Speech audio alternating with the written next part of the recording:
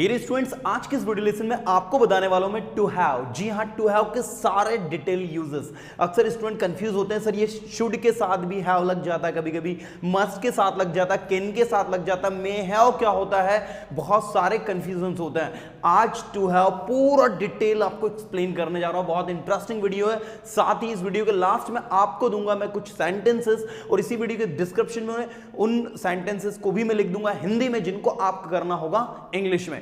चलिए हम स्टूडेंट्स इस सेशन को शुरू करते हैं। Let's start the video. Dear students, सबसे पहले तो हम लोग टू हैव को समझते हैं कि एग्जैक्टली टू हैव है क्या। तो मैं आपको बताना चाहूंगा कि टू हैव जो है इसके तीन यूज होते हैं। पहला होता है मेन वर्ब के तौर पर, दूसरा इसका यूज होता है स्टूडेंट्स हेल्पिंग वर्ब के रूप में। अब आपको बताने की जरूरत नहीं कि मेन वर्ब और हेल्पिंग वर्ब में क्या डिफरेंस है, नहीं पता तो आगे बता दूंगा मैं। तीसरा इसका यूज होता है स्टूडेंट्स कॉजेटिव वर्ब में। ये तीन मेजर यूजेस जो है टू हैव के होते हैं। तो हम लोग सबसे पहले देखते हैं इसको मेन वर्ब के साथ में कि इसको मेन वर्ब में कैसे यूज करना है। तो सबसे पहले अगर ये मेन वर्ब है, मतलब कि एक चीज तो दिमाग में क्लियर हो गई कि इसकी होगी 5 फॉर्म्स, क्योंकि जितनी भी मेन वर्ब्स होती है आपको सबको अच्छे से पता उनकी 5 फॉर्म्स होती है। जैसे एक मेन वर्ब आपने ली रन, इसकी सेकंड फॉर्म होती है रैन, थर्ड फॉर्म होती है रन, एक जिसमें आईएनजी लगता है वो होता है रनिंग डबल एन होकर, और एक जिसमें एस और एस लगता है रन्स। इसी बेसिस पर आप लोगों को हैव की फॉर्म्स बनानी है। तो हैव की फर्स्ट फॉर्म होती है, जैसे टू रन होता है ऐसे टू हैव होता है, this is the first form.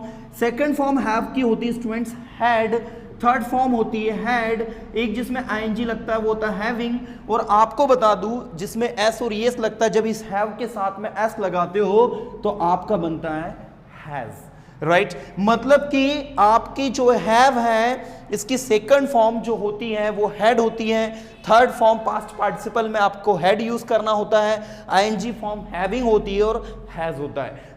तो ये सबसे पहले तो हमको ये समझना है, राइट। अब मैं आपको बता रहा हूं कि मेन वर्ब में आप इसको कैसे यूज करते हैं। तो मेन वर्ब में यूज करने के लिए आप लोगों को कुछ स्पेसिफिक स्ट्रक्चर सबसे पहले तो लर्न करने होंगे। स्पेसिफिक स्ट्रक्चर मतलब आप इसको सबसे पहले प्रेजेंट सिंपल टेंस के साथ में लर्न करें। प्रेजेंट सिंपल टेंस जिसका स्ट्रक्चर होता है V1 V5 प्लस ऑब्जेक्ट। दूसरा इसका स्ट्रक्चर होता है सब्जेक्ट V2 प्लस ऑब्जेक्ट। तीसरा इसका स्ट्रक्चर होता है subject will V1 plus object. ये इसका स्ट्रक्चर होता है। अब अगर आप लोगों ने ये लिख लिया हो या स्क्रीनशॉट ले लिया तो मैं इसको मिटाना चाहूंगा। देखिए स्टूडेंट्स, अभी मैंने आपसे कहा था कि वर्ब की फर्स्ट फॉर्म और फिफ्थ फॉर्म, तो मैं यहां पर एक बार फिर लिखना चाहूंगा हैव, हैड, हैड, हैविंग, और ये फिफ्थ फॉर्म थी आपकी हैज, राइट। अब आपको यहां पर वर्ब की फर्स्ट फॉर्म लगानी, तो आपका स्ट्रक्चर बनेगा subject have oblique has plus object. और इसका मतलब होता है स्टूडेंट्स किसी चीज का पास होना, मतलब जो चीज आपके पास है उसके लिए आप इसको लगाएंगे। तो ये आपका मेन वर्ब के रूप में यूज हो रहा है। जब आप इसका पास्ट में यूज करेंगे तो आप यहां पर लगाएंगे हैड और फिर आएगा आपका ऑब्जेक्ट। जब आप इसको फ्यूचर में यूज करेंगे तो आप यहां पर विल लिखेंगे, वर्ब की जगह आप लिखेंगे हैव और फिर आएगा ऑब्जेक्ट, जो मीनिंग देगा किसी चीज का पास होना, पास था, पास होगा, राइट। अब आपके पास जो भी ऑब्जेक्ट्स है, जैसे आपने कहा मेरे पास समय है, तो आप इंग्लिश में कहेंगे आई के साथ लगाते हैं हैव और यहां पर आएगा time, I have time, okay. आपको हैज लगाना होगा, जहां आप V5 लगाते थे ही, शी, इट और नेम के साथ यहां पर देख सकते हैं कहां आपको हैज लगाना, कहां आपको हैव लगाना है। मैं इसको लिखना चाहूंगा यहां पर ही, शी, इट, और कोई भी सिंगुलर एक नाम की अगर बात होगी वहां पर आपको हैज लगाना है। अगर दो नाम आ जाए, नेम्स आ जाए राम एंड श्याम, तो उनके साथ हैव लगाओगे। इसके अलावा आई के साथ, यू के साथ, वी के साथ, दे के साथ, सबके साथ आपको हैव यूज करना होगा। That is the concept. अब आपको ज्यादा से ज्यादा सेंटेंस बनाने हैं इसको मेन वर्ब के तौर पर। आगे अभी हेल्पिंग वर्ब और पॉजिटिव वर्ब में भी आपको बताऊंगा मैं।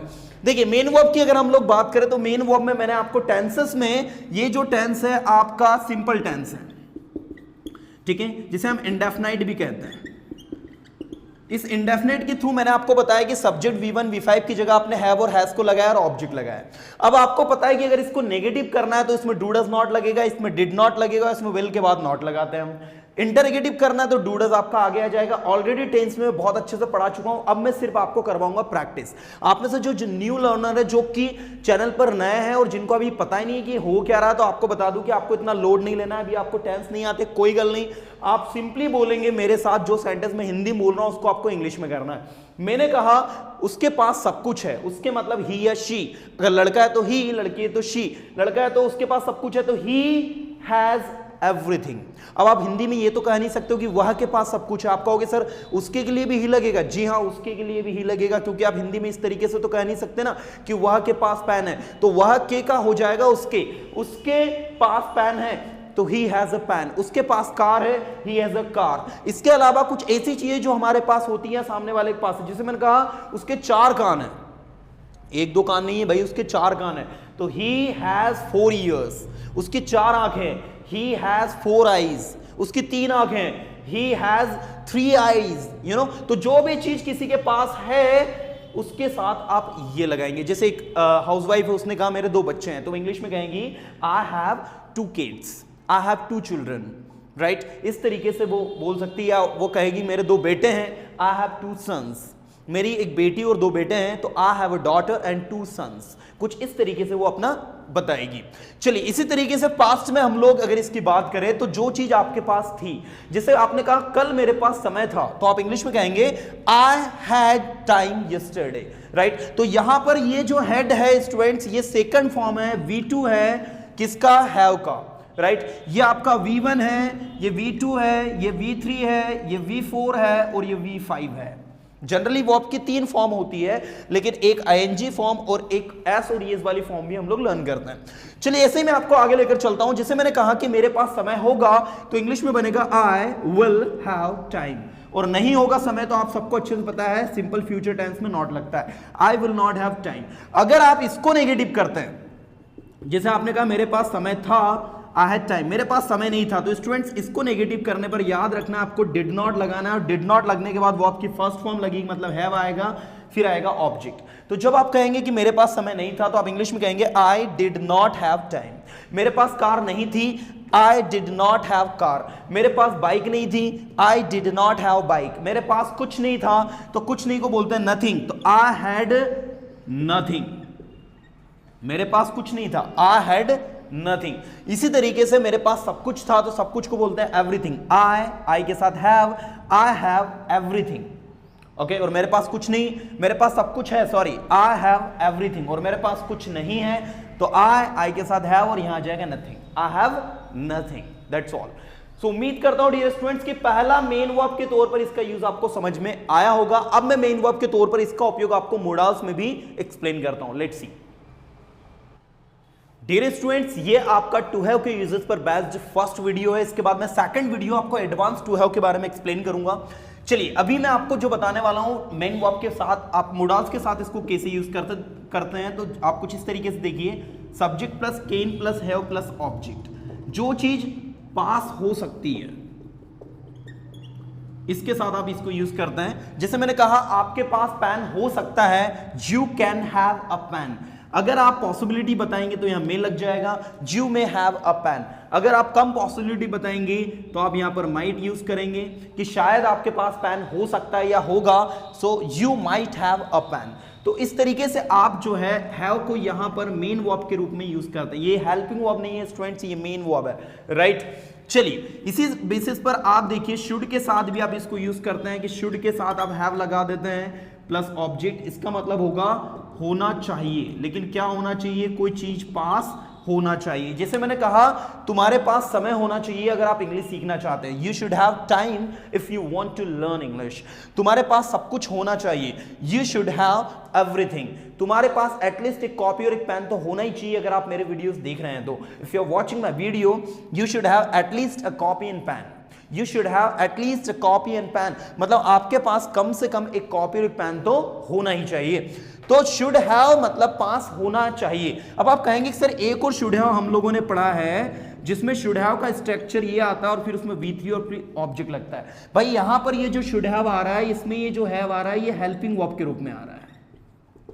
It is not working as a main verb. I would say again, जैसे ये कैन हैव के बाद में अगर V3 लग जाता है, मे हैव के बाद में अगर V3 लग जाता है, ऑलरेडी मैंने may have, might have, must have, इनके सबके साथ में जब V3 लगता है, इन पर बेस्ड वीडियो जो है बना दिए हैं और मैंने इसका मोडास का डिस्क्रिप्शन में लिंक भी दिया है, वो सारे वीडियोस को आप देख लेना, उसमें काफी सारी चीजें मैंने डिटेल में बताई है। क्योंकि आज मैं सिर्फ और सिर्फ आपको हैव की ही बात कर रहा हूं, इसलिए मे हैव, माइट हैव पर नहीं जा रहा हूं।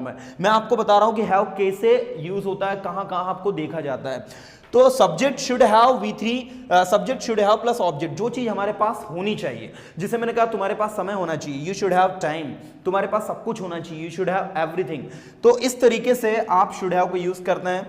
ऐसे ही आप इसको जहां और भी लगाना है, जैसे मैंने कहा तुम्हारे पास एक पेन होने की जरूरत है, तो जरूरत है मतलब नीड टू लग जाएगा, नीड टू के साथ में आप लगाएंगे हैव प्लस ऑब्जेक्ट। तुम्हारे पास एक पेन होने की जरूरत है, तो you need to have a pen, right. तुम्हारे पास नॉलेज होने की जरूरत है, you need to have knowledge. तो कुछ इस तरीके से आप हैव को एज अ वर्ब यूज कर रहे हैं। I would say again everyone, it is working as a main verb. अब हम बात करते हैं कि इसको हम हेल्पिंग वर्ब के तौर पर कैसे यूज करते हैं। तो ज्यादा आपको बताने की जरूरत नहीं है, आप ऑलरेडी अच्छे से जानते हैं कि present perfect tense, past perfect tense, future perfect tense और इसके अलावा लास्ट में जो होते हैं आपके present perfect continuous tense, past perfect continuous tense और फ्यूचर परफेक्ट कॉन्टिन्यूअस टेंस में आप जो है इसको हेल्पिंग वर्ब के तौर पर यूज करते हैं।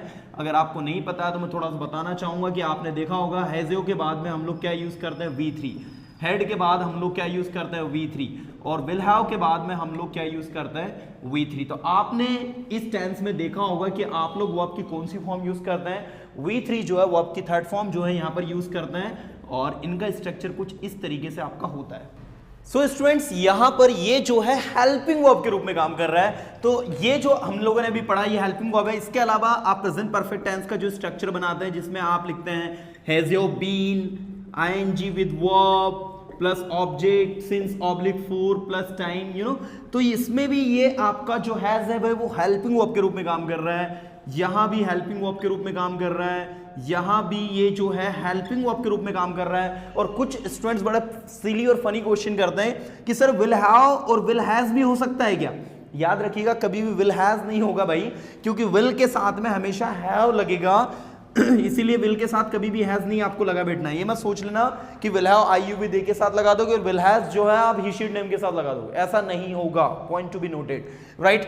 चलिए, तो ये आपका हो गया भाई हेल्पिंग वर्ब। अब बात करते हैं हम लोग कॉजेटिव वर्ब में इसको हम कैसे यूज करते हैं। तो मैंने कॉजेटिव वर्ब हैव और गेट पर बेस्ड एक वीडियो बनाया जिसका डिस्क्रिप्शन में लिंक दिया हुआ है। हालांकि अभी मैं छोटा सा आपको समझा देता हूं कॉजेटिव वर्ब होती क्या है।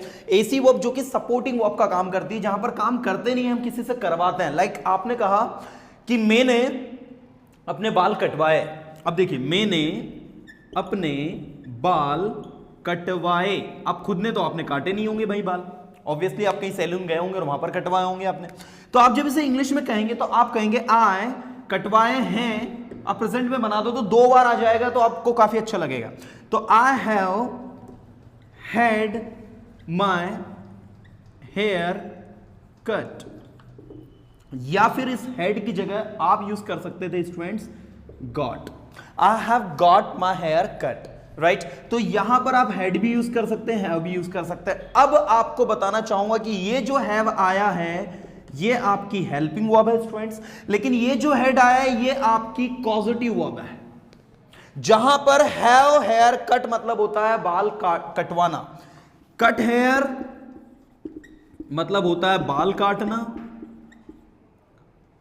काटना, और हैव हेयर कट ऑब्जेक्ट आगे आ जाता है, याद रखिएगा थोड़ा सा। हैव अगर आपने लगा दिया तो ऑब्जेक्ट पहले आएगा फिर वर्ब जाएगी। हैव हेयर कट का मतलब होता है बाल कटवाना।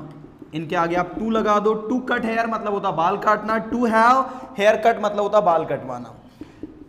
टू स्पीक बोलना, टू हैव स्पोकन इट्स बुलवाना, बुलवाना, ओके, बोलना नहीं, किसी और से बुलवाना। टू हैव इंग्लिश स्पोकन, यहां अगर मैं इंग्लिश लगा दूंगा ऑब्जेक्ट में, टू हैव इंग्लिश स्पोकन मतलब हो जाएगा अंग्रेजी बुलवाना, इंग्लिश बुलवाना। That's right. सो उम्मीद करता हूं कि यहां पर ये कॉजेटिव वर्ब में कैसे काम कर रहा है ये भी आपको समझ में आया होगा। नहीं आया तो एक बार वीडियो को रिवर्स कर लो, दोबारा सुन लो, जो बातें मैंने बताई फिर से समझ में आ जाएगा। तो 3 बेसिस पर हम इसको यूज करते हैं, टू हैव को मेन वर्ब, हेल्पिंग वर्ब और कॉजेटिव वर्ब, राइट। अब इस पर सेकंड पार्ट में बहुत जल्दी अपलोड करूंगा जिसमें एडवांस टू हैव में आपको सारी चीजें इस पर बेस्ड में और भी एक्सप्लेन करूंगा। उम्मीद करता हूं डियर स्टूडेंट इस छोटे से वीडियो के माध्यम से आपकी छोटी सी हेल्प कर पाया हूं। अगर वीडियो अच्छा लगा है तो उसे लाइक करें, फ्रेंड सर्कल में शेयर करें। नेक्स्ट वीडियो में फिर एक अच्छे कंटेंट के साथ में मिलूंगा आपको, तब तक के लिए tata bye, have a good day.